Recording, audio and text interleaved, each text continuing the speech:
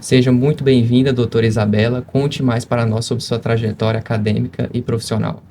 Obrigada pelo convite inicialmente, né? Meu nome é Isabela, eu sou médica endocrinologista, me formei pela Universidade Federal do Tocantins, aqui em 2016, e fiz residência de clínica médica em endocrinologia e metabologia no Hospital das Clínicas de Goiânia. É uma satisfação para mim estar aqui hoje e estou junto com essa equipe maravilhosa aqui da universidade. São meus alunos também, disciplina aula de endocrinologia na universidade. E aí, para mim, é uma honra estar aqui ajudando vocês e tirando dúvidas da população. Então, gente, muito obrigada por terem aceitado o nosso convite, né? Vai agregar muito no nosso trabalho. E aí, então, a gente vai começar, né? Vamos, então, para a primeira parte que a gente titulou como Entendendo o Diabetes Tipo 1. E aí, eu queria perguntar para a doutora Isabela, para a gente começar, assim, a gente vê muito falar sobre, tem diabetes tipo 1, tem diabetes tipo 2. A população geralmente não sabe que existem, além desses dois tipos, muitos outros, né? Esses são os mais divulgados, digamos assim. Mas qual que é a principal diferença, assim, entre o diabetes tipo 1 e o diabetes tipo 2? São doenças com as mesmas manifestações clínicas, mas com causas diferentes. Então, o diabetes tipo 1 é uma doença em que a gente tem uma falta de produção de insulina pelo pâncreas, né? Essa vai ocorrendo uma destruição progressiva do pâncreas ao longo do tempo e que culmina com a falta de insulina absoluta, né? E aí, com isso, o paciente desenvolve o estado de hiperglicemia, que é a elevação do açúcar no sangue, com todas aquelas manifestações clínicas, enfim. No diabetes tipo 2, o diabetes tipo 2 é uma doença mais indolente, acomete indivíduos mais velhos, mais adultos, mais idosos, e o que causa, na verdade, inicialmente é uma resistência insulínica, uma dificuldade das células captarem o açúcar, e ao longo do tempo o pâncreas vai evoluindo com essa destruição também, com essa dificuldade de produção de insulina. Então, basicamente, as populações acometidas são um pouco diferentes. Então, o diabetes tipo 1 é mais comum da gente encontrar em crianças, adolescentes, mas a gente também encontra em adultos jovens. E diabetes tipo 2 a gente vê mais em adultos, mais em idosos, mas hoje a gente sabe que com a pandemia da obesidade tem sido mais frequente também a gente encontrar em crianças com obesidade já desenvolvendo diabetes tipo 2. Então, assim, aproveitando até que você fez esse comentário sobre as idades, né? Aí o que vem à minha mente, que quando a pessoa diagnostica o diabetes tipo 2, ele já é um adulto, praticamente ele mesmo vai ter que lidar com aquele diagnóstico. E já diabetes tipo 1, por ser mais em criança e adolescente, a família toda ali acaba tendo que lidar com isso, né? Qual que é a principal dificuldade que vocês, né, veem quando recebe esse diagnóstico? Porque aí daqui a pouco a gente vai falar com a doutora Bruna sobre as complicações. Sim. Mas o que vocês acham, qual dificuldade a família enfrenta mais ao receber esse diagnóstico? Como o diagnóstico do diabetes tipo 1, o paciente desenvolve sintomas muito bruscos, né?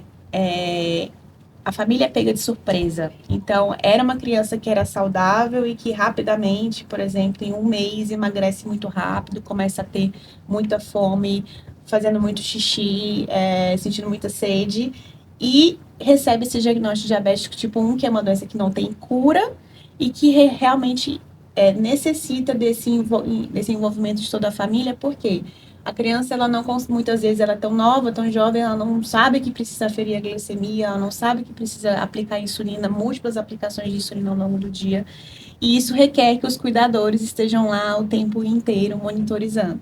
Então, além de ser um baque para a família receber o diagnóstico, é um baque também para ela entender que ela vai ter que estar presente ali o tempo inteiro para a gente conseguir ter um melhor controle do diabetes e fazer com que essa criança fique bem, né? Então, muitas vezes as famílias não têm todo o suporte, não têm uma rede de cuidado tão ampla, né? Realmente são pais que muitas vezes trabalham fora, que vão ter que abdicar de parte de suas vidas para ajudar essa criança, essa adolescente a passar por esse diagnóstico, né? Certo. Bom, doutora, a senhora falou sobre um público jovem, e a gente sabe que há uma parcela elevada, em torno de 30% dos pacientes que não descobrem o diagnóstico, somente em situações de emergência, como a cetoacidose diabética. Sim. Além dos sintomas citados pela senhora, há outros que podem indicar o acometimento da doença?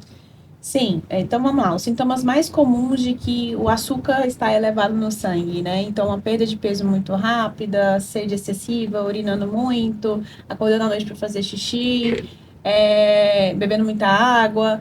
Mas a gente sabe que pacientes também têm fraqueza, têm mal-estar, podem ter tontura, podem ter dor de cabeça, são sintomas mais inespecíficos, né?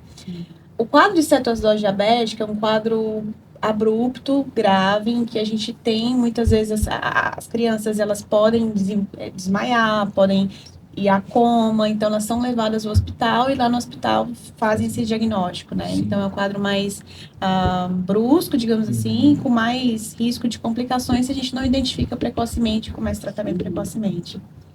Até pouco tempo, assim, a gente ainda ficava naquela, né? Ah, tem a insulina...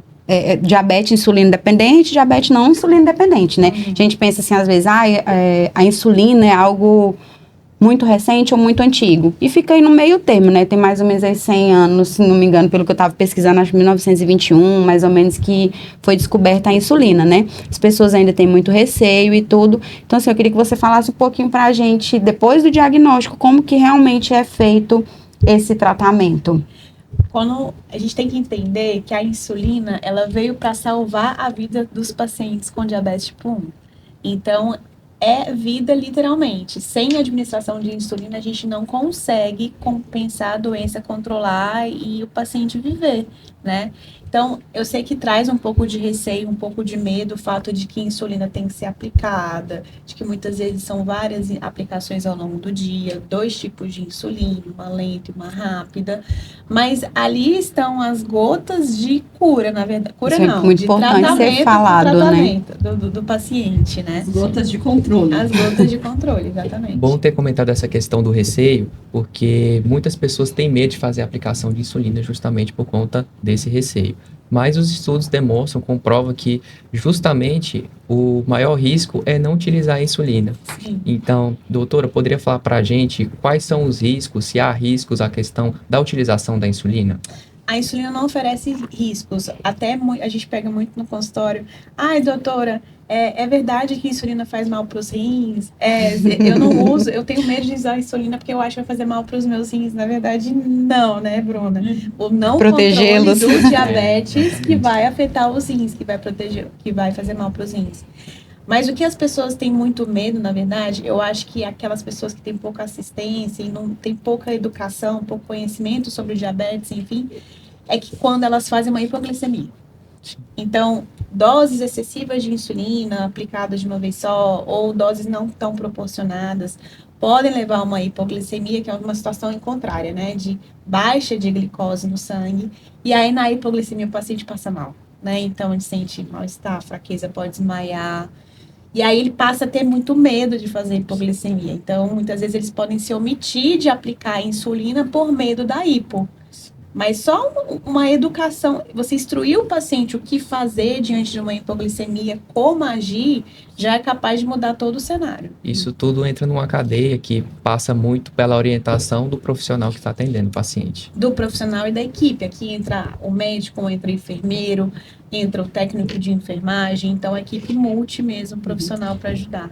Isso que a Isabela comentou, né, sobre achar que a insulina faz mal para o rim, na verdade é um viés, né? Mudando um pouco aqui o foco, quando a gente fala de pacientes diabéticos tipo 2, geralmente quando eles evoluem para um contexto em que precisa usar insulina, ele já tem doença renal crônica. Então fica aquela associação de, ele usa insulina e tem problema no rim, então foi a insulina que fez mal. E na verdade não é, né? É uma evolução da doença e que se não tiver tratado, né, insulina, como a Isabela falou, gotas de controle, é o que a gente vai utilizar para fazer o controle da prevenção das complicações, onde o problema renal é uma das principais complicações. Sim, a gente sabe, né, que como a gente está falando das complicações, rim, olhos, nervos, né, são os principais focos. E aí a gente queria saber, então, assim, a insulina, óbvio, né? O paciente vai ter que tomar, mas no dia a dia, quais os outros cuidados? Cuidados simples, talvez, que vai ajudar aí nesse controle da glicemia. Porque a gente pensa muito, é alimentação, mas é só alimentação? Não. Na verdade, tem até uma influencer no Instagram, que é bem conhecida, ela é portadora de diabetes tipo 1, ela fala que é o seguinte, viver com diabetes tipo 1 é como se o tempo inteiro você tivesse que estar quicando um balão sem deixar o balão cair. O que isso significa? Não tem como a gente viver sem comer, mas também o comer vai exigir mais aplicações de insulina rápida. Então, primeira coisa, você vai precisar medir a glicemia várias vezes ao dia, seja através da ponta de dedo, seja através dos leitores de glicose, dos sensores de glicose. Então, aferir a glicemia é fundamental, faz parte da sua vida. Ah, mas eu sinto desconforto, eu não gosto, dói. Vamos então buscar alternativas? Vamos colocar um sensor? É possível? Beleza. Segundo ponto, múltiplas aplicações de insulina. Não tem como a gente controlar o diabetes tipo 1 usando insulina uma vez ao dia, ou usando um tipo só de insulina. E, dependendo da fase também que você viver, se a mulher, a menina tá menstruada, entrou no ciclo menstrual, ficou doente, não tá querendo comer bem, tá vomitando, a gente vai ter que ajustar essas doses de insulina de acordo com a fase da vida. Vai fazer uma atividade física. A gente sabe que o exercício físico é super importante para os pacientes que têm diabetes no geral, inclusive diabetes tipo 1. E que quando a criança, o adolescente faz o exercício físico, a gente aumenta a captação do açúcar pelo corpo. Então, muitas vezes, a gente tem que reduzir doses de insulina antes do treino, antes da atividade física. Então, requer esse acompanhamento, flexibilidade, esse né? todas essas variáveis. E, novamente, a gente entra naquele quesito boa orientação e acompanhamento, tanto das condições, mas também desse acompanhamento que o paciente tem que ter todos os dias, né, doutora? Sim, exatamente.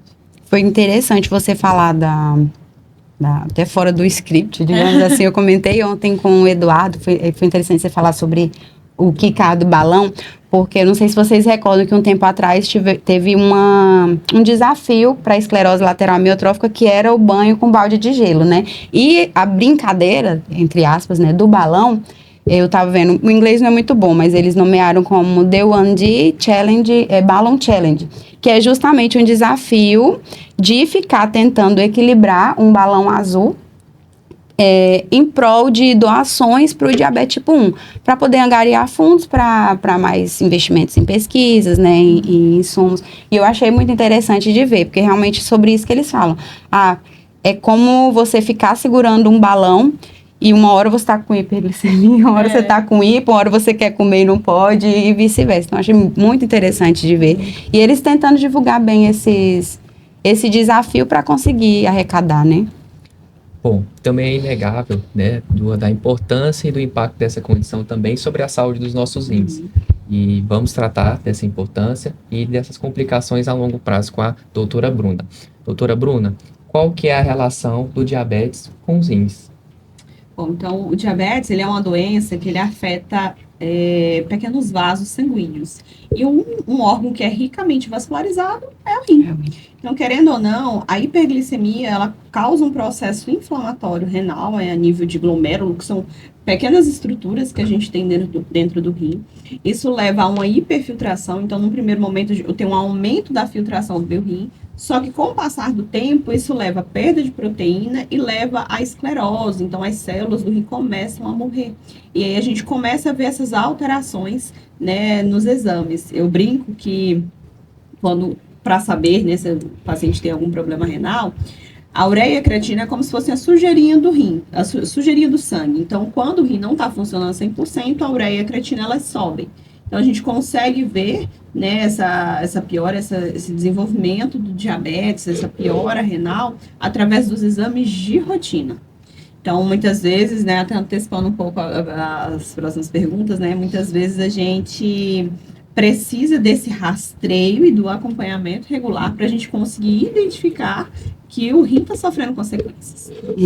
E para contextualizar em termos de importância, né, doutora, o diabetes é o principal causador de insuficiência renal crônica no mundo e até 40% dos pacientes podem desenvolver alguma espécie de nefropatia. Exato. Então, hoje, no mundo, a principal causa que colocou o paciente em hemodiálise, em terapia renal, é o diabetes.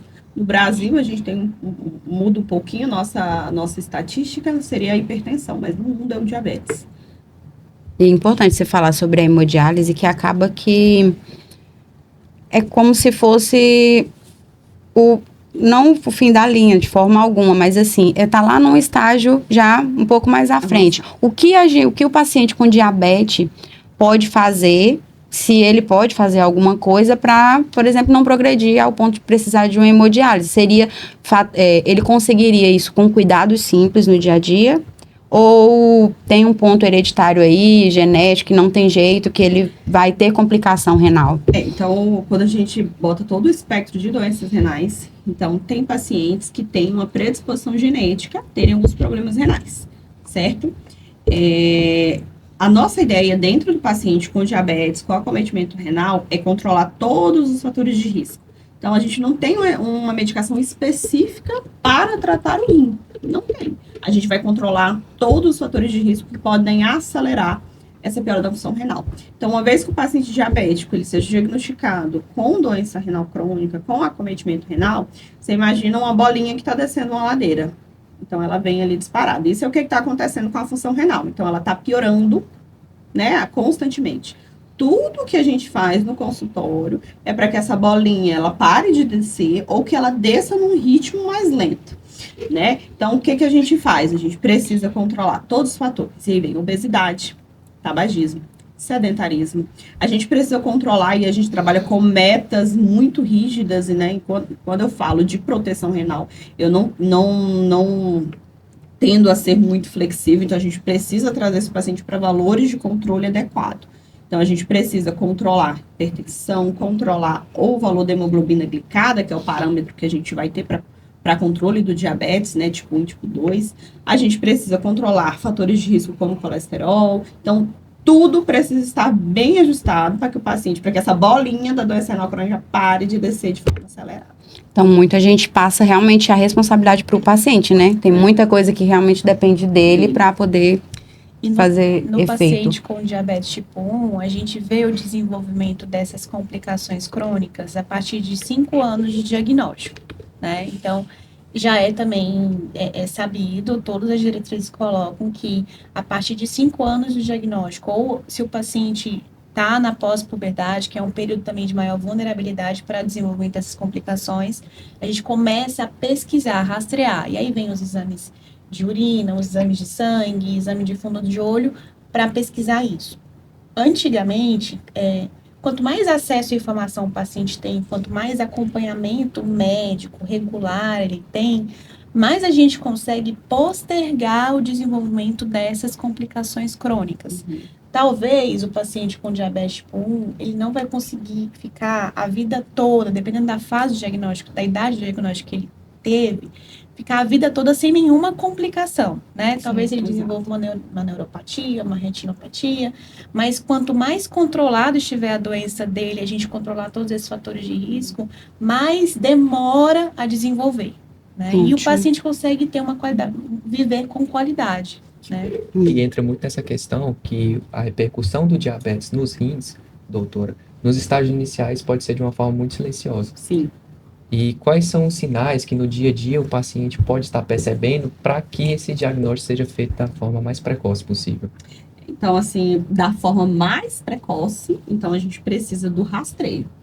Porque inicialmente você não vai ver, tá? Então, quando a gente começa a perceber os sinais, que seria uma espuma na urina, né? Ou algumas complicações nesse sentido, que denotam que tem algum acometimento renal, eu já estou numa fase mais avançada. Então, o rastreio precoce, ele se baseia justamente no rastreio. Então, coleta de exames de forma continuada, o acompanhamento, né, a reavaliação periódica desse paciente sempre, porque o diabetes é uma doença crônica e progressiva. Uhum. Então, ela precisa de acompanhamento continuado, né, aquilo que a gente estava comentando mais cedo. Então, sou diabético, vou tomar essa medicação pro resto da vida e acabou. Então, não, você precisa estar retornando, reavaliando, reajustando valores, né, reajustando outros fatores de risco que podem surgir ao longo desse período. Então, assim, ele vai tomar pro resto da vida? Vai. Mas de diferentes formas. A gente precisa estar sempre vigilante, né, para adequar. E a importância do acompanhamento multifatorial, né? Exatamente. Uhum. E, doutora Bruna, quais são as complicações? A gente já falou várias, né, sobre a complicação renal, a gente falou da retinopatia e tudo. Mas, assim, além das complicações, quais são as consequências, digamos assim, de um tratamento que não seja tão adequado, de um paciente que não é tão aderente ao tratamento? Então, assim, o paciente ele pode evoluir, né, com algumas complicações. Dentro da parte renal, o paciente vai desenvolver doença renal crônica e evoluir para um estágio terminal, que seria o estágio 5, em que a gente vai precisar lançar mão, né, de terapia renal substitutiva. Aí vem hemodiálise, diálise peritoneal, transplante renal. Então, o paciente que não é bem cuidado e acaba evoluindo com complicação renal, ele pode, dali a alguns anos, desenvolver, né, um estágio terminal e precisar, né, dessa hemodiálise. Outras complicações que a gente tem, o pé diabético, a retinopatia, que causa cegueira.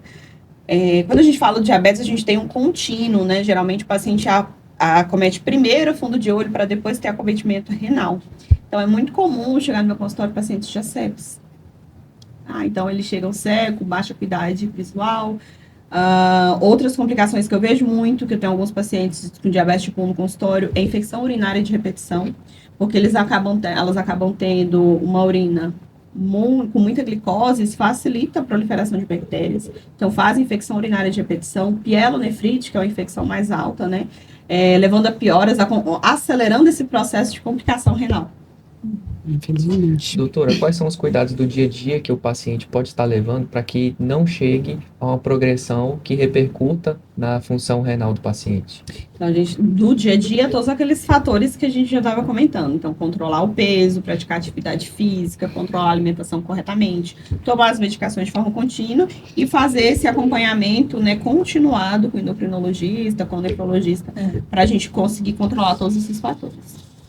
Uma coisa que eu entendo, que uma família que recebe o diagnóstico de uma criança com diabetes tipo 1, a família ela tem muito medo, tem medo de como vai ser a vida dessa criança, desse adolescente, mas o que eu quero, a gente sabe que essas complicações elas podem acontecer, mas a mensagem que eu quero deixar aqui é: quanto mais informação a gente busca, né, e busca estar junto do endócrino, do nefrologista, do enfermeiro, quanto mais acesso à informação nós temos, mais a gente consegue ficar tranquilo de que a gente consegue proporcionar uma vida normal para essa criança, e muitas vezes é assustador, né? Então, assim, é uma mensagem no sentido de trazer realmente esperança de que é possível a gente controlar a glicemia, controlar o diabetes, fazer esse tratamento, a criança ter um desenvolvimento normal, sabe? Uma vida normal, como qualquer outra criança, mas com mais cuidados, né? Certo. Vamos passar para o bloco de perguntas. Selecionamos perguntas feitas pelos nossos seguidores no nosso Instagram. Bom, doutora, essa pergunta é bastante interessante e entra no tópico que a gente estava comentando, da questão da sintomatologia e também até mesmo a ocorrência de emergências que acabam sendo suficientes somente para o início do diagnóstico, né? Essa pergunta foi feita pela Adriele Guimarães, de Paraíso. Quem tem diabetes tipo 1 sente algum sintoma diferente quando a glicose sobe muito rápido? Glicose alta e hiperglicemia dá os mesmos sintomas, seja no diabetes tipo 1 ou no diabetes tipo 2. Então, pode ter fraqueza, mal-estar, visão embaçada, dor de cabeça, confusão mental, náusea, vômito, dor abdominal. O hálito também pode ficar um pouco mais adocicado, é o que a gente chama de hálito cetônico, urinando muito, sentindo mais sede, boca seca, tá? Então, seriam esses sintomas. E a questão de procura, como que funcionaria? O paciente tem que buscar imediatamente a unidade hospitalar? Primeira coisa, afira a glicemia, né? Então, se você está apresentando esses sintomas, afira a glicemia. Se a glicemia estiver HI, que é o que a gente chama de high, já é interessante que a pessoa, né, a criança ou adolescente, se dirija a uma unidade de pronto atendimento, ou um postinho de saúde para ser melhor avaliada. Ou se esses sintomas de hiperglicemia estarem juntos, né, de confusão mental, desmaio, convulsão, tem que ser levado a chamar o SAMU, né, acionar o serviço de emergência e ser levado para o hospital imediatamente. Muitas vezes, uma hiperglicemia pode acontecer porque, às vezes, a criança, o adolescente esqueceu de aplicar insulina rápida, ou Comer um pouco a mais. Comer um pouquinho a mais, não calculou direito a quantidade de insulina para aplicar, ou checar também, será que a insulina está na validade, será que estava no armazenamento, direitinho. Então, checar esses fatores que podem interferir. Mas, diante de uma hiperglicemia, o médico sempre orienta, tem lá os pontas certinhas de insulina que a criança deve aplicar nessas situações de emergenciais, uma insulina rápida para fazer a glicemia baixar, tá? Mas se é acompanhado de sinal de gravidade, como eu falei, desmaio, crise convulsiva, confusão mental, enfim, tem que ser levado para o pronto-socorro. Então, assim, aproveitando, antes da gente passar para a próxima pergunta, o paciente, então, com diabetes tipo 1, né, que está fazendo uso da insulina, me corrija se eu estiver errado, mas ele não vai ter ali, então, um número X por dia. Ele vai estar fazendo constantemente esses cálculos, ele vai ter que ter essa flexibilidade de fazer cálculo. Hoje eu vou, por exemplo, criança, vou numa festinha, no aniversário, talvez vou comer a mais ali, alguma coisa, né, vou estar propenso a isso, aí ele se ajusta. Seria isso? Seria assim, no paciente com diabetes tipo 1, a gente utiliza dois tipos de insulina. Uma insulina de ação lenta, que tem a função de manter a glicemia estável ao longo de todo o dia, independente do que essa criança faça ou não. E uma insulina de ação rápida, que ela deve ser aplicada antes das refeições, justamente para cobrir a subida da glicose que acontece depois que nós nos alimentamos, tá? Então, o paciente com diabetes tipo 1 vai ter aquela dose fixa de insulina lenta, que vai aplicar todos os dias. E a dose rápida, hoje a gente sabe que a melhor forma da gente compensar o paciente com diabetes tipo 1 é através do que a gente chama de contagem de carboidrato. É uma prática que nós ensinamos juntos com nutricionistas a essa criança, esse adolescente, calcular a quantidade de carboidrato daquela comida, daquela refeição, e a partir desse cálculo, ela vai aplicar uma dose de insulina rápida, associado também a uma dose de insulina rápida para corrigir uma hiperglicemia, caso o paciente já esteja naquele momento antes de comer, né? Então, essa forma de contagem de carboidrato permite essa flexibilização, porque é muito difícil fazer uma criança comer a mesma coisa todos os dias. Exato. E ela tá numa fase que vai ter uma festinha de aniversário, vai ter uma festinha, enfim, ela vai querer comer algo diferente, comer bolo, tomar refrigerante. Então, se a gente fixa a quantidade de insulina rápida todos os dias do mesmo jeito, em todas as refeições, a criança tem que estar comendo a mesma coisa todos os dias. Na mesma quantidade, inclusive, né? Então, isso é muito difícil. Então, a contagem de carboidrato acaba sendo um artifício mais preciso para controlar essa glicemia no paciente com diabetes tipo 1. Perfeito. Então, vamos para a nossa próxima pergunta.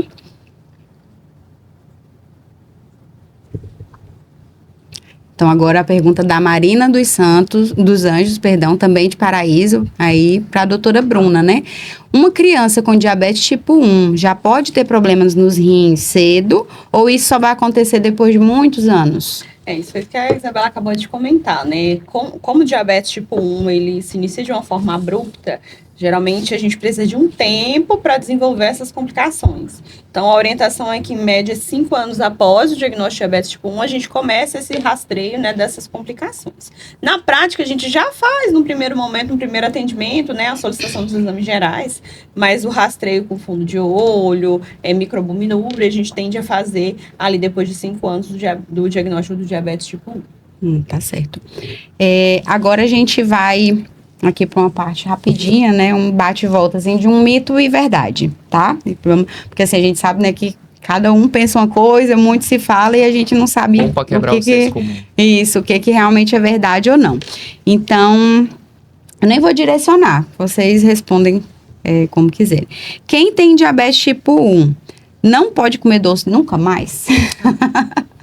Mito, mas ele tem que saber o que fazer antes de comer esse doce. Então, ele vai ter que fazer a contagem de carboidrato, cálculo, para aplicar uma dose de insulina a mais, para cobrir ali o pico de açúcar, o pico de glicose que vai acontecer por conta desse doce, tá? Vamos pro próximo.